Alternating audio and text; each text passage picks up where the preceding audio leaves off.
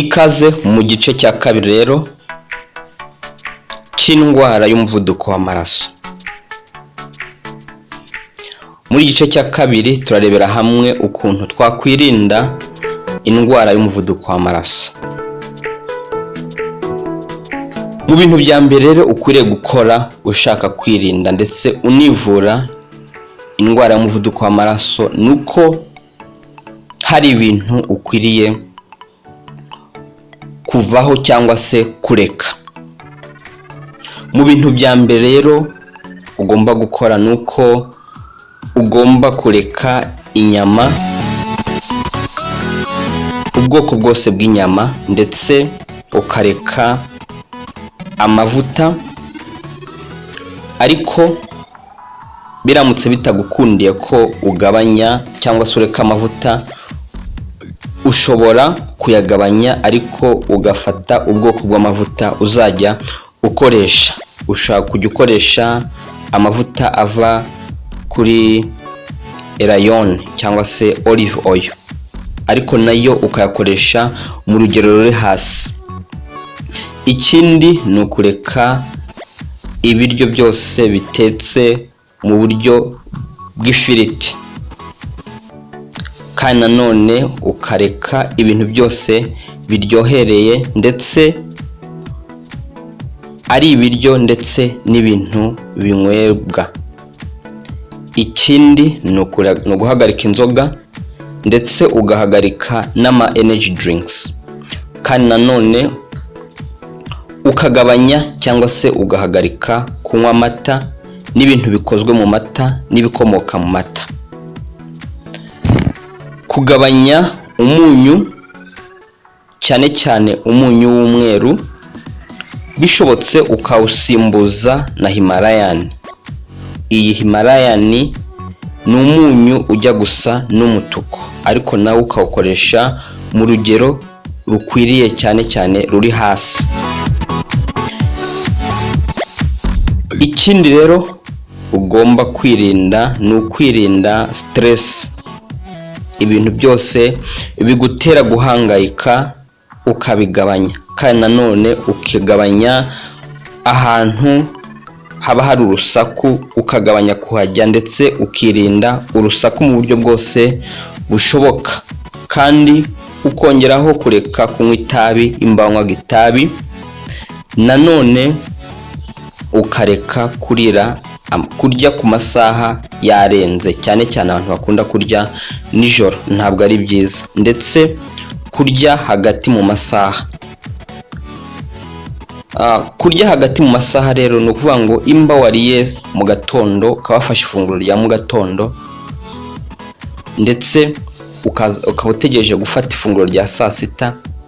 Hagati ya mu gatondo na saa sita nta bindi bintu ukwiriye kurya uretse kunywa amazi. Iki nanone ukwiriye kwirinda ni ukwirinda rero imigati yose ikozwe mu ifarini y'umweru, kandi ukirinda isukari yakorewe mu ruganda. Bibaye ngombwa wakoresha ubuki, ariko nabwo bukaba mu rugero ruri hasi. Ikindi ukwiriye kwirinda ni ukwirinda kwicara cyane umwanya muremure nta kintu urimo ukora. Ibi rero maze kuvuga nubyirinda, wabikoraga ukabihagarika, mu byo kurya wabiryaga ukabivanaho, ndetse hari n'ibyo wanywaga ukabivanamo, uzaba utangiye urugendo rwo kwirinda ikibazo cy'umuvuduko w'amaraso ndetse n'uburyo bwo kwivura ikibazo cy'umuvuduko w'amaraso. Urugendo rwo kwirinda umuvuduko w'amaraso, hari ibindi nanone ukwiriye gukora, kubera ko hari ibyo wakuyemo mu buzima bwawe. Hari ibyo rero ukwiriye gutangira gukora, ndetse hari n'ibyo ukwiriye gushyiramo. Mu bintu ukwiriye gutangira gukora ndetse no kurya, harimo gutangira ukanywa amazi. Imba utanywaga amazi ahagije, ukanywa amazi ahagije, byibuza ku munsi ukanywa litiro 2. Ariko mu gatondo ukabona amazi ashyushye cyangwa se y'akazuyaze, ukanywa igikombe kimwe cy'amazi y'akazuyaze cyangwa se ashyushye. Aya mazi ya mu gatondo uyanywa nta kintu urakora ukibyuka. Ikindi kizagufasha ni siporo, ariko siporo imwe izagufasha. Iyi ni siporo yo kugenda, gufata iminota 60 ukagendagenda. Ibi bizagufasha kugabanya umuvuduko w'amaraso, maze umuvuduko w'amaraso ujye mu rugero rwiza rudateye ikibazo. Ikindi ni uguhitamo ibiryo bikwiriye. Mu buryo bwo guhitamo ibiryo bikwiriye ni uguhitamo ibiryo bifite intungamubiri nziza kandi zifite akamaro, kandi ibi nabyo ukabikora mu gihe nyacyo. Mu bintu rero washyira mu byo kurya byawe ni imbuto izo bita grapefruits, apple ndetse n'izindi mbuto wabona ushoboye. Ikindi ni ukurya imboga rwatsi z'ubwoko butandukanye, kandi nanone ikindi washyiramo ni ibintu bikomoka mu binyampeke. Ibi nabyo byagufasha mu biryo byawe, ndetse n'ibindi bintu byose bikomoka mu bwoko bw'ibishyimbo. Ibi nabyo bizagufasha. Ikindi rero ukwiriye kwitaho ni uko ukwiriye kuruhuka, ugafata umwanya wo kuruhuka, ndetse ukaryama igihe gihagije, hagati y'amasaha 6 n'amasaha 8. Ukagira igihe uryamiraho kidahinduka, ndetse n'amasaha ubyukiraho adahinduka, ariko ukuzuza ari amasaha 6 cyangwa 8. Amasaha meza rero yo kuryama ni uko uryama hagati ya 3:30 na 4:00. Niyo masaha, nturenze icyo gihe. Icyo gihe bizatuma kwirinda ndetse no kwivura umuvuduko w'amaraso ubigeraho. Ikindi rero wakora ni uko ukwiriye gufata igihe cyangwa se ugafata amasaha uriraho nayo adahinduka. Imba ifunguro ryawe rya mu gatondo urirya 2:00 cyangwa se urirya 1:00, ugafata ayo masaha ntahinduke. Nanone imba ifunguro ryawe rya 6:00 urirya 6:00, ukarirya nyine 6:00 cyangwa se 7:00, icyo gihe ayo masaha ntahinduke, kandi hagati y'ayo masaha ntihagire ikindi kintu urya. Iyo ufashe porogaramu yo kurya 2 ku munsi biragufasha, kandi bituma ugera ku ntego yawe yo kwirinda indwara y'umuvuduko w'amaraso ndetse no kwivura umuvuduko w'amaraso. Ikindi kizagufasha ni uko ukwiriye nanone gufata vitamine D mu buryo buhagije. Ukuntu rero wabona vitamine D mu buryo bworoshye ni uko ukota akazuba mu masaha ya 2:00 na 3:00 za mu gitondo, cyangwa se ukaza kongera kota akazuba hagati ya 9:00. Iri zuba rizatuma ubona vitamine D mu buryo bworoshye kandi mu buryo buhagije. Ibi rero ni bimwe mu bintu ukwiriye kongera mu buzima bwawe kugira ngo bigufashe kwirinda ndetse no kwivura ikibazo cy'umuvuduko w'amaraso. Mu bijyanye rero n'imiti wakoresha, tungurusumu ni umuti uzakuvura umuvuduko w'amaraso. Intete enye za tungurusumu ukajya uzirya buri munsi kugeza igihe ikibazo cyawe cy'umuvuduko w'amaraso gikemutse. Cyangwa nanone ugafata kayeni ukajya ushyira mu mafunguro yawe, ukajya uyirya mu mafunguro. Ibi nabyo bizagufasha kwivura. Iyi kayeni nayo ukoresha akayiko gatoya ariko ukabikora buri munsi mu mafunguro yawe.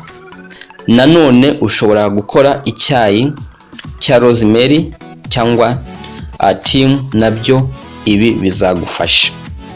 Ikindi kizagufasha ni ugukoresha iyo bita flaxseed. Ugafata flaxseed yuzuye mu kiganza maze ukayirya buri munsi, cyangwa se ugakoresha inzuzi, cyangwa se ugafata inzuzi ukazikaranga ariko udakoresheje amavuta, maze ugafata inzuzi zuzuye mu kiganza ukarya.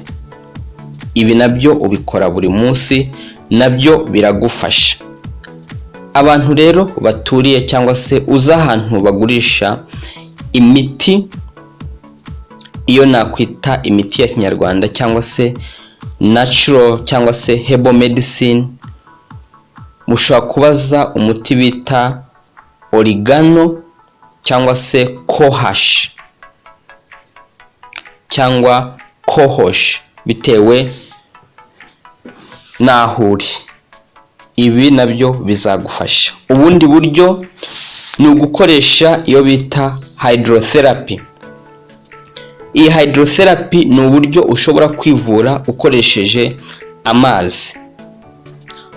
Mu buryo bwo kwivura umuvuduko w'amaraso ukoresheje amazi, nuko ufata amazi y'akazuyaze ashyushye ariko adatwika, maze ugashyiramo mu indobo cyangwa se ugashyira mu ibasi, maze ugashyiramo amaboko yose uko ari abiri, ukashyiramo icyarimwe, ugategereza iminota 15. Nyuma y'iminota 15 ukayavanamo. Ibyo nabyo ubikora buri munsi mpaka ikibazo ufite kirangiye. Ubundi buryo wakoresha kwivura ukoresheje amazi ni uburyo bwo gufata amaguru cyangwa se ibirenge ukabishyira mu mazi ashyushye, iyo bita hot foot bath. Ariko aya mazi ntabwo aba ashyushye cyane. Ku bantu bafite ikibazo cya diabete ntabwo ari byiza ko bakoresha aya mazi. Niyo bayakoresheje habamo kwitonda kuko bashobora gushya, bityo bakagira ibisebe, kandi ibisebe bya diabete kubivura burya nabyo biravuna. Uburyo rero bwo kwivura washyize ibirenge mu mazi ashyushye, nuko ushyira ibirenge mu mazi ashyushye, noneho ugafata igihimba cyo hejuru ukagipfubika ukoresheje ikiringiti, ku buryo upfuka na ya ndobo irimo amazi cyangwa se yabasi irimo amazi, maze umwuka ukabura aho unyura. Ariko ni ukuvuga ngo mu gahanga uba washyizeho agatambaro gatose, kandi nanone uba ufite amazi akonje uri kunywa. Ibi rero nabyo ubikora hagati y'iminota 40 ndetse cyangwa se iminota 30. Ibi nabyo biragufasha, bigatuma ikibazo ufite cy'umuvuduko w'amaraso uri hejuru, ariyo ndwara ya BP, igabanuka, ikira ndetse ukanayirinda.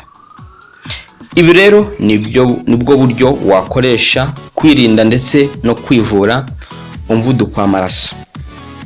Ndabashimira ko mwakomeje kudutega amatwi, kandi mbasaba ko mukomeza gukora share ibi biganiro kuko bizagufasha, kandi hari n'abandi byafasha mu gihe wakoze share. Hari ibindi rero ukeneye kumva, watwandikira muri comment cyangwa se ukaduhamagara ku nomero ziri muri description, ukatubwira ibyo ukeneye kwiga maze tukabigusobanurira. Reka rero dukomeze twite ku magara yacu kuko ni iby'agaciro. Shalom shalom, naho ubutaha.